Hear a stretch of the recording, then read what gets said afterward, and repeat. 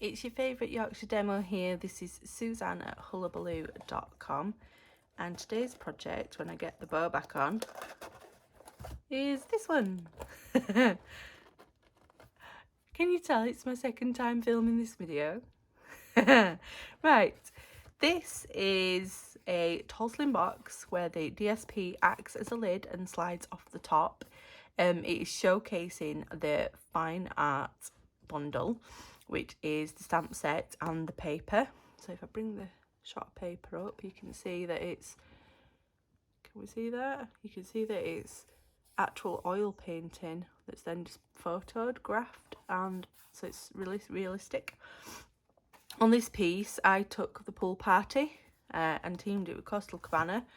So these are some annual catalogue favourites here, such as playing with patterns, ribbon and dots. But I'm keeping the main focus on the stamp set and the designer series paper. So this one was Smoky Slate, Pool Party and Coastal Cabana. Our piece is going to be Blushing Bride. As you can see, I've already started this. And we're going to team this with Poppy Parade and Real Red. So you need two pieces. You need your cardstock, which is 9.5 by 7.5, and you need your designer series paper, which is 6 by 12. So I've already scored my paper, but I'll show you anyway. So with the scoreboard, we're going to put the card on first, and this is going to be scored at on the long side first at 3, 4.5, 7.5 and 9. Then on the short side at 1.5, and just the one. On my first one I did another one, and that's why I have had to start again. Just one. On the designer series paper, you want to butt this into the corner on the long side, move it off ever so slightly, and then score at 5.25. Rotate it and do the same, so butt it up, move it ever so slightly, 5.25, and then on the short side, butt it up, move it off ever so slightly, 1.5, and then same on the other side at 1.5. And just for those that don't know what I mean by butting it off, so there is where the piece of paper is flush to both the top and the left hand side. So you're moving it away from the left hand side by literally a 1/16 of an inch, like so. So can I get that there? So butted, moved off, butted, moved off. When you move it off, it means that it just gives you that extra little bit of room for the lid without cutting silly measurements like 6 inches and 1/16. So we can keep it at the 6 inches. Okay, so folding and burnishing. I'll do my cardstock because I've already done my lid. So this will be the bottom of the box. The box will be open topped because of course the designer series paper is going to be the lid. Don't forget this skinny one. Like so. Okay, so cutting on here first, you'll have rectangle, square, very skinny rectangle. So you want to start by cutting up the sides of the squares and then mitering them to wedge them ever so slightly. Like so. So then you get a wedge like that. Up the next one as well.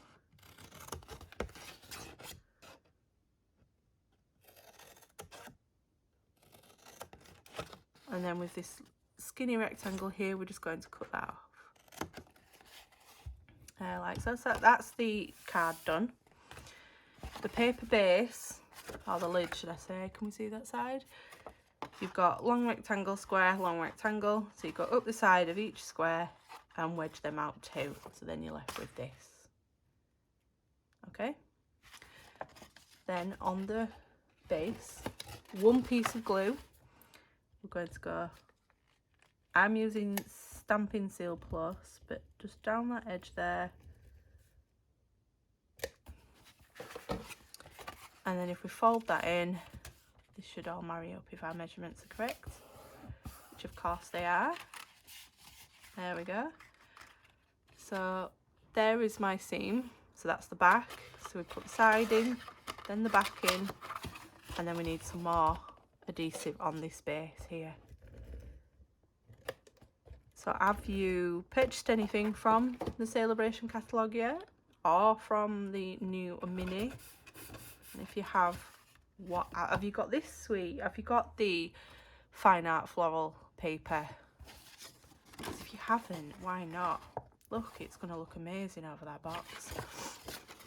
So the base, it's the paper lid. You need to put adhesive on the tabs, like so. And then you've got to work out which is the front or the back. So if you fold this as though it's the lid, you'll see that the print is correct one way but not the other. So that's upside down. So we know this is the front. So there's my front.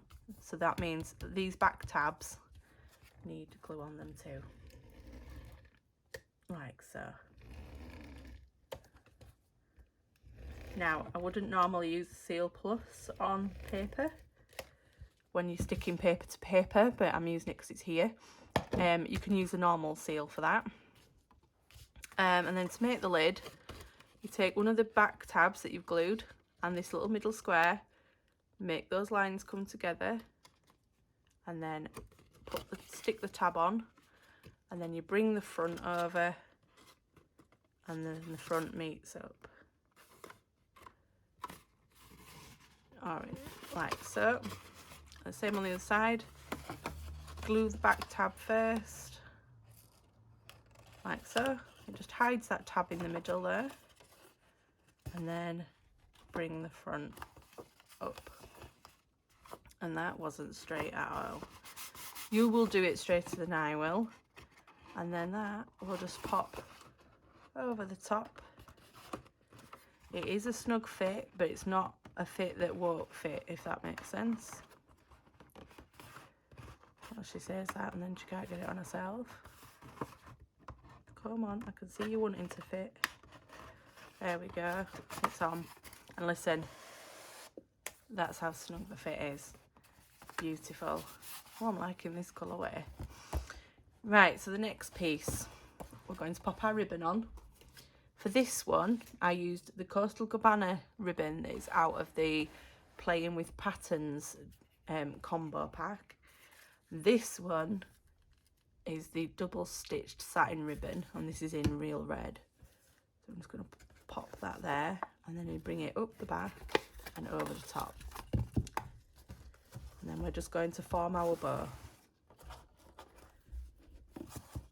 And the good thing about this box is it doesn't matter where you form the bow. So if you find it easier to tie it in the middle, then you do that. I need a bit more. Pull that up a bit. There we go. So there we are. And then I always tie my bows upside down because I'm weird and find it easier. Right, let's see. Why has that done that? Because that's not gone over there.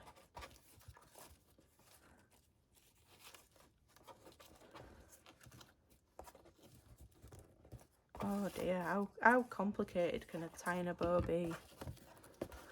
Let's try that again, shall we? One. We'll do it this way. There we are. Let's get those to how we want them. Yeah.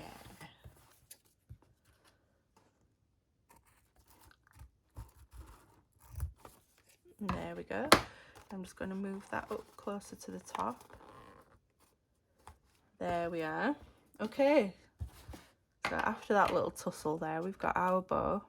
I'm just going to centre that and keep it near the top, like so. So now we're stamping. So this is the Art Gallery stamp set.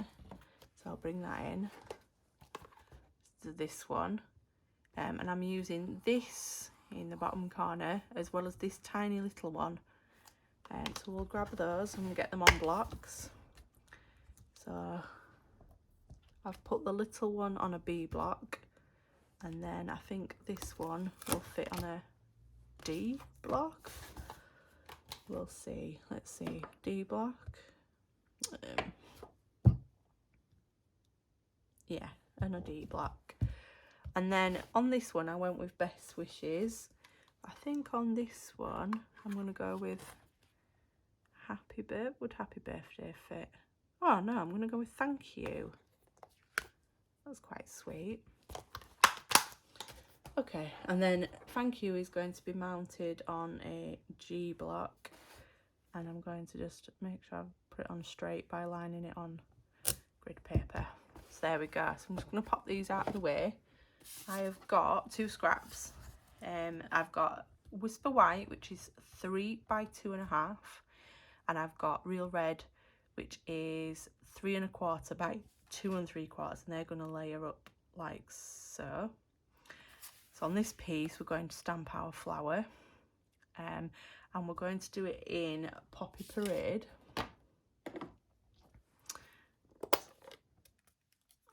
So here we are. Oh.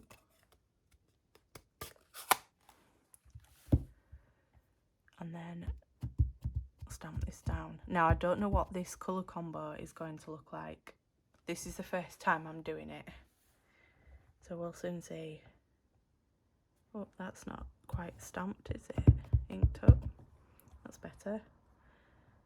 So up the mid-centre there.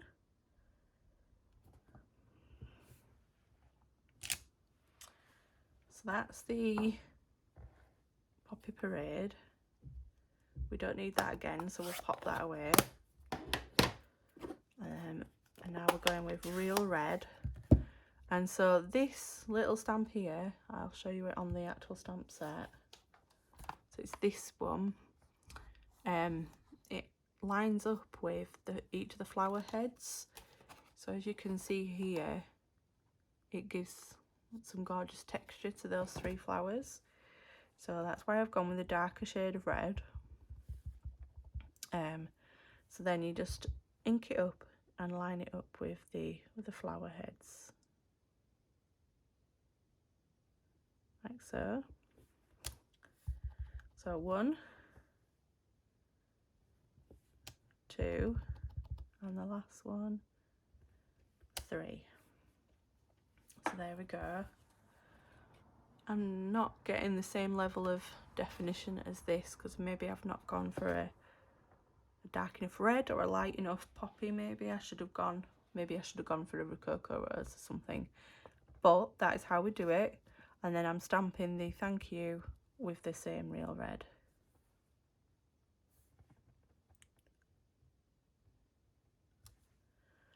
And there. Pop that Real Red away. There we go. And then on the back I'm going to pop some seal. Like so. And hope that Thank You is dry.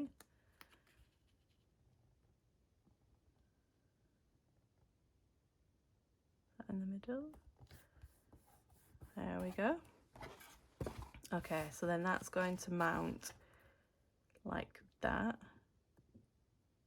I probably should have done Blushing Bride, really thinking about it, but never mind. We are where we are. Let me know what your thoughts. Do we like that, or should I have gone slightly lighter on the initial colour? Is Poppy Parade too dark? So 4 dimensionals, 1 in each corner, and then I'm just going to pop this so that the ribbon runs up through the middle, so if the recipient wants to unfasten it, they can do.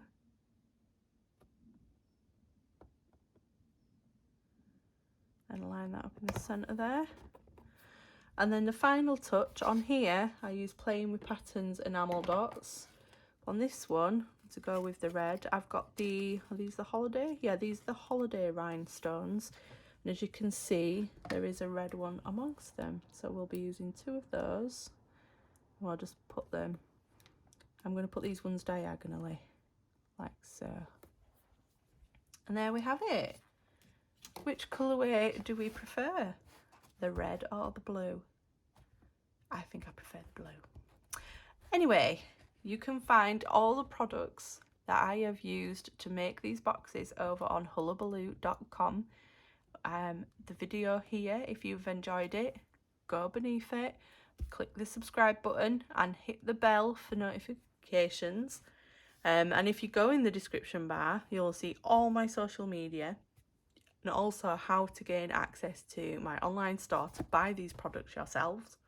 Please don't forget to check the website and enter your hostess code as you purchase anything under £100. And I'll see you next time for another project. Bye bye.